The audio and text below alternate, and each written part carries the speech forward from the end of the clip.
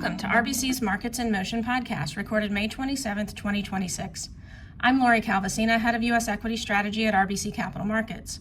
Please listen to the end of this podcast for important disclaimers. The big things you need to know. First, we think the recent pickup in 10-year yields raises the risk of a Tier 1 5 to 10% pullback in the S&P short term, but it does not alter our longer-term constructive view on the index or our 7,900 12-month S&P 500 price target. Second, it was business as usual at the RBC Health Care conference last week in terms of company commentary.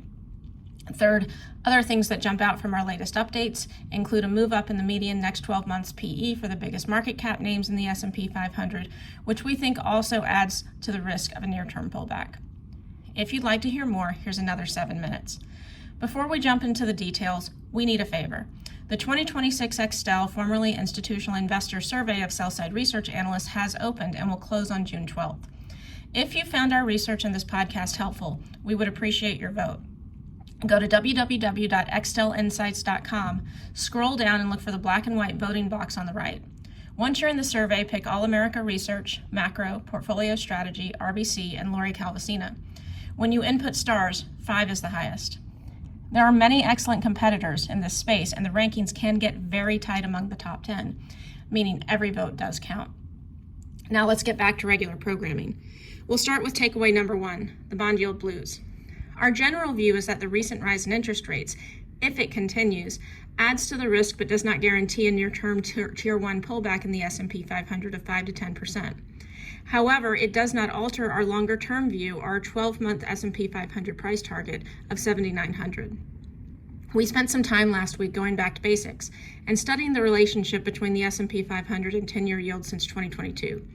We picked the end of 2022 as a starting point since, after a major step up in late 21 and 22, 10-year yields have been relatively contained within a band of roughly 3.3 to 5%, with higher lows progressively being made. In late 2023 and early 2024, there were pullbacks in the S&P 500 that aligned fairly well with the moves up in 10-year yields in terms of timing.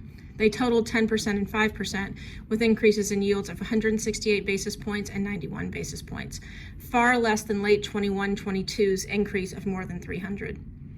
In late 2024, the S&P 500 continued to rise despite another noteworthy upswing in bond yields, with stocks powered by animal spirits around the 2024 election.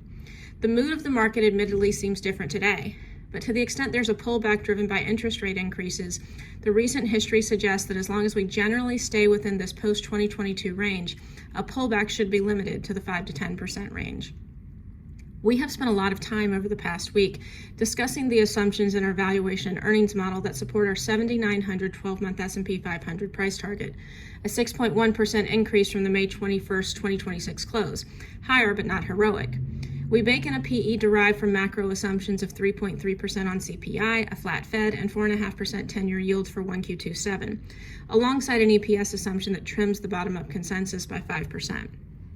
We've also spent a fair amount of time reviewing our stress test that keeps the same earnings but takes CPI up to 3.8, adds in 2 hikes, and lifts 10-year yields to 5%. That math puts the S&P in the 7,400 to 7,500 range for fair value, close to where it's been stuck lately. Now we've added a new stress test that takes CPI up to 4.2, adds in 4 hikes, and takes 10-year yields up to 5.5%.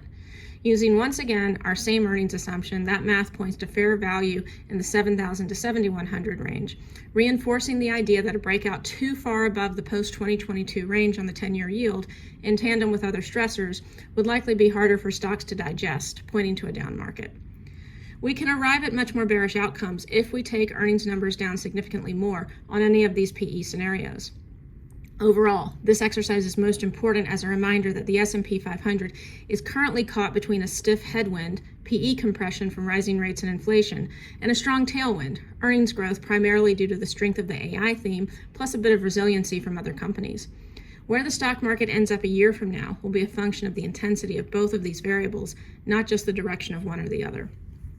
Looking a little more closely at Fed dynamics, it's worth noting that historically the S&P 500 has had a similar return during 12-month periods, which see modest cuts, 13.3% on average when cuts are 100 basis points or less, and those which see modest hikes, 13.7% on average when hikes are 100 basis points or less. In the short term, however, it's been clear to us that in recent years, sentiment around hikes and cuts what's being baked in by financial market participants does often matter to the immediate direction of the S&P 500. But what's being priced about today's future and what was getting baked in back in 2022 are just not in the same realm. Overall, we think what's been happening with interest rates and Fed views has added to the risk of a short-term pullback in the S&P 500 of the Tier 1 5 to 10% variety. But we don't feel compelled to change our view that the earnings tailwind will be a bit stronger than the PE compression headwind in the year ahead, allowing stocks to move up. The title of this podcast, Everything in Moderation, is designed to capture the idea that the S&P 500 can handle a bit of pressure from the interest rate arena, though not an infinite amount.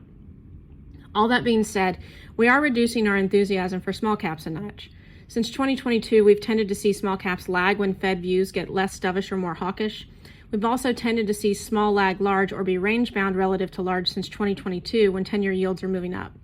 We are not negative on small caps as the fundamentals are generally solid. We're simply a little less enthusiastic due to interest rate dynamics.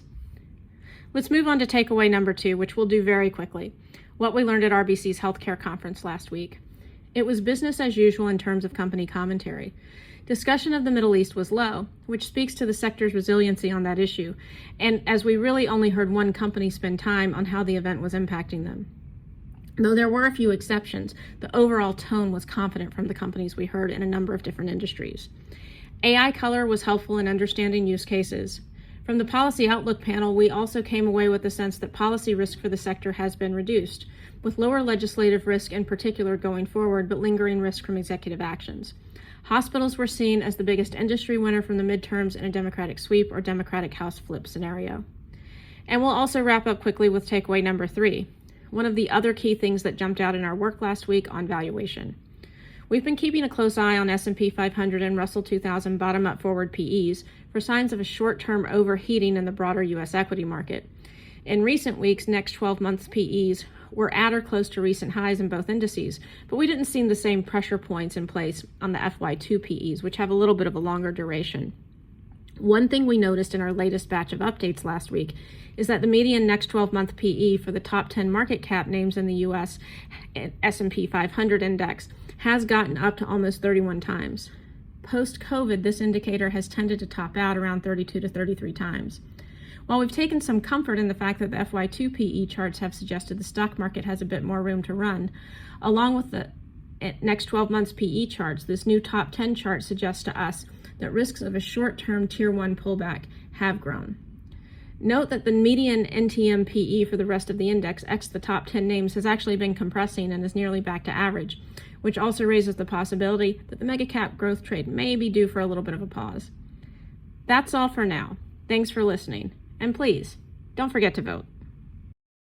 This content is based on information available at the time it was recorded and is for informational purposes only. It is not an offer to buy or sell or a solicitation, and no recommendations are implied.